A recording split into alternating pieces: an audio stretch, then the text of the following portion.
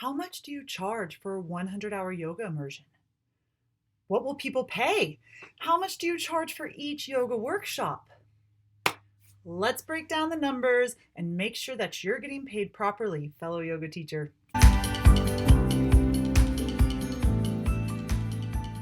Once you've created your 100-hour yoga immersion, it's time to price it. Pricing is always one of the hardest parts, so stick with me as we work through this math. Now, hopefully you've already followed the steps in the last video and you've broken down your 200-hour yoga teacher training into your 100-hour immersion, or you've already created your immersion, because that's really the most important part. So go back to the former video if you haven't done that yet. Now, make sure that you have my workshop pricing guide. This workshop and this guide will really help you break down your immersion and make sure that you're setting a proper price for your teacher training, your immersion, and all of your workshops. Okay, now once you have all of those tools, it's time to start. And we're going to start from big and narrow down. So let's start with your biggest offering first, your 200-hour yoga teacher training. So make sure that you've already set the price for your 200-hour yoga teacher training first and follow all of the rules and the recommendations from the workshop pricing guide. Follow those steps. And if you already have your price for your yoga teacher training, congrats, you're already ahead of the game. Now, step 2. I want you to cut your 200-hour yoga teacher training price in half and then add 30% to that price. Quick note for you. I suggest that you use your early bird pricing to do this math. The numbers will seem more realistic, and really, isn't that what you're trying to achieve? Is you just want everyone to get that early bird rate. So use your early bird pricing to do this math, okay? So you can see my example. My 200-hour yoga teacher training early bird price is $31.50. That's the price I want everyone to get. Half of this is $1,575. Then I'm going to add 30% to that.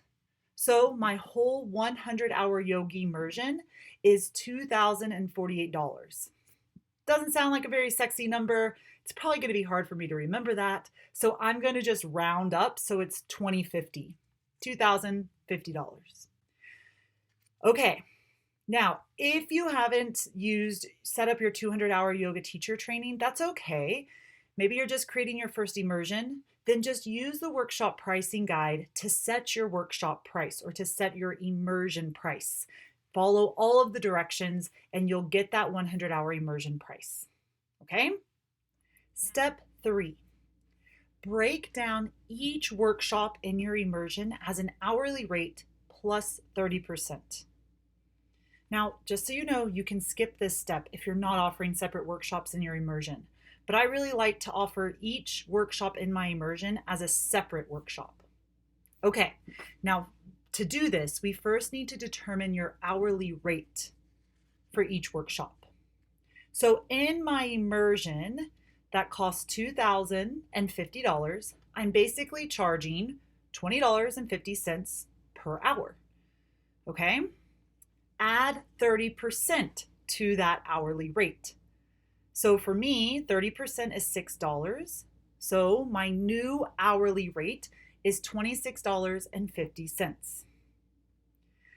I'm going to base each workshop price on this hourly rate. So a 4-hour workshop is $26.50 times 4, or about $106. A 12-hour workshop is $26.50 times 12, or $318. Does this make sense? Now, you may be asking, why are we adding 30% to everything? I don't understand.